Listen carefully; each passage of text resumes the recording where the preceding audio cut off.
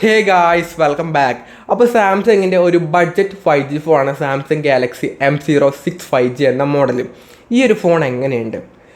Actually ഇതിൻ്റെ price പറയുകയാണെങ്കിൽ രണ്ട് വേരിയൻ്റ് ആയിട്ടാണ് ഈ ഒരു ഫോൺ വരുന്നത്. ബേസ് മോഡൽ വന്നിട്ട് 4GB 128GB, ഇതിൻ്റെ പ്രൈസ് 999 ആയിട്ടാണ് വരുന്നത്. ഹയർ വേരിയൻ്റ് ആയിട്ടുള്ള 6GB 128GB വേരിയൻ്റെ പ്രൈസ് 1199 ആയിട്ടാണ് വരുന്നത്. ഇതിൻ്റെ ഓഫർ പ്രൈസ് വരുന്നുണ്ട്. ഓഫർ പ്രൈസ് ആണെങ്കിൽ ബേസ് മോഡൽ വന്നിട്ട് 9499 കിട്ടും. ഒരു 500 രൂപയുടെ ബാങ്ക് ഓഫർ വരുന്നുണ്ട്.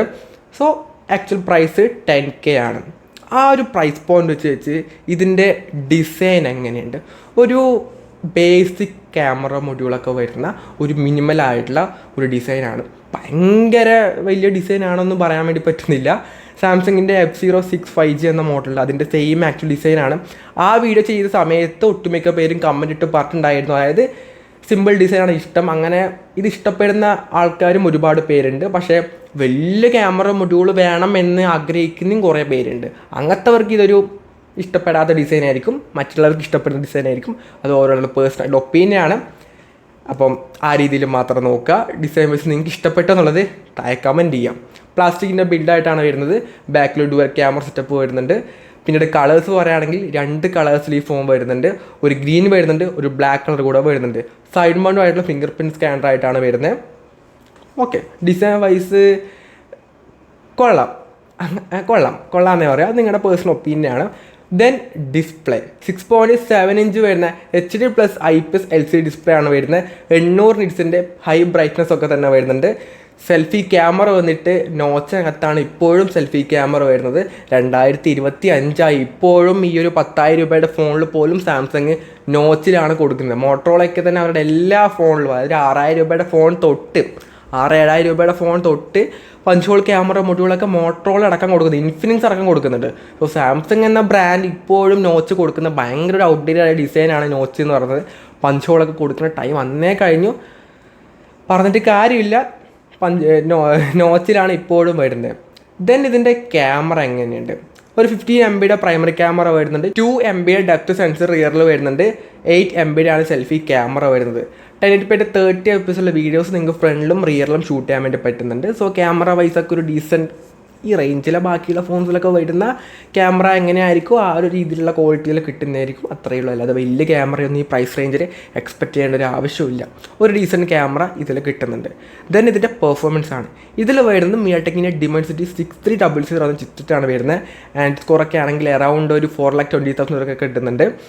ഒരു ഡീസൻറ്റ് പെർഫോമൻസും വരുന്നുണ്ട്. എന്നല്ലാതെ ഭയങ്കര പെർഫോമൻസ് ഒന്നും നിങ്ങൾക്ക് എക്സ്പെക്റ്റ് ചെയ്യേണ്ട ഒരു ബഡ്ജറ്റ് അല്ല 10K എന്ന് പറഞ്ഞാൽ.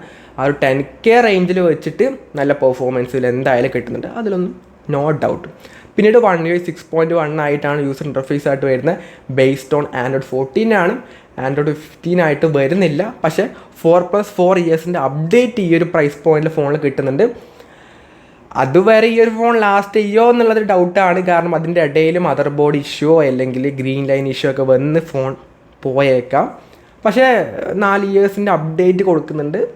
അധികകാലം ഫോൺസൊക്കെ യൂസ് ചെയ്യുന്ന ഒരുപാട് പേരുണ്ട്. അല്ലെങ്കിൽ 4 വർഷം എന്ന് പറഞ്ഞാൽ അത്ര അധികമൊന്നുമല്ല. എന്നാലും അതിൻ്റെ മേലെ സാംസങ്ങിൻ്റെ പഴയ ഫോൺസ് യൂസ് ചെയ്യുന്നത്, അതായത് പഴയ ഫോൺസിൽ അങ്ങനെ കംപ്ലയിൻസ് ഒന്നും വരാനില്ല, ഒരു സംഭവമൊന്നുമില്ല. ഇപ്പോഴത്തെ ഫോണിലാണ് ഒരുപാട് ഗ്രീൻ ലൈൻ പോലുള്ള ഇഷ്യൂസൊക്കെ വരുന്നത്. ഇപ്പോഴും 10 വർഷമൊക്കെ ആയിട്ട് സാംസങ് ഫോൺസൊക്കെ യൂസ് ചെയ്യുന്നവരുണ്ട്.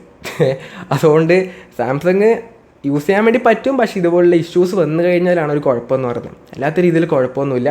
പിന്നീട് ബാറ്ററി ആണെങ്കിൽ 5000 mAh ബാറ്ററി വരുന്നത്. 25 വാട്ട് ഫാസ്റ്റ് ചാർജിങ് സപ്പോർട്ട് ചെയ്യുന്നുണ്ട്.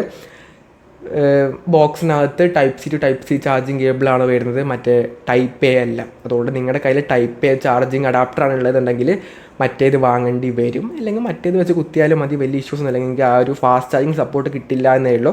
കിട്ടണമെന്നുണ്ടെങ്കിൽ നിങ്ങൾ ഇതിൻ്റെ ഒറിജിനൽ അഡാപ്റ്റർ കുത്തിയാൽ മാത്രമേ നിങ്ങൾക്ക് ആ ഒരു ഫാസ്റ്റ് ചാർജിങ് സപ്പോർട്ട് കിട്ടുള്ളൂ. അല്ലെങ്കിൽ ഭയങ്കര സ്ലോ ആണ്. ഇനി ബാക്കിയുള്ള ചാർജർ വെച്ച് കഴിഞ്ഞാൽ അതിനും കാളി സ്ലോ ആയിരിക്കും. അപ്പോൾ ഓവറോൾ ഈ ഒരു ഫോൺ എങ്ങനെയുണ്ട് എന്ന് പറഞ്ഞു കഴിഞ്ഞാൽ 10K റേഞ്ചിൽ ഒരു ഡീസൻറ്റ് ഫോൺ, സാംസങ്ങിൻ്റെ ഭാഗത്തു നിന്ന് വരുന്ന ഒരു ഡീസൻറ്റ് 5G ഫോണാണ്.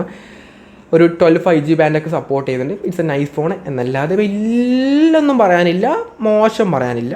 നല്ലൊരു ഫോൺ.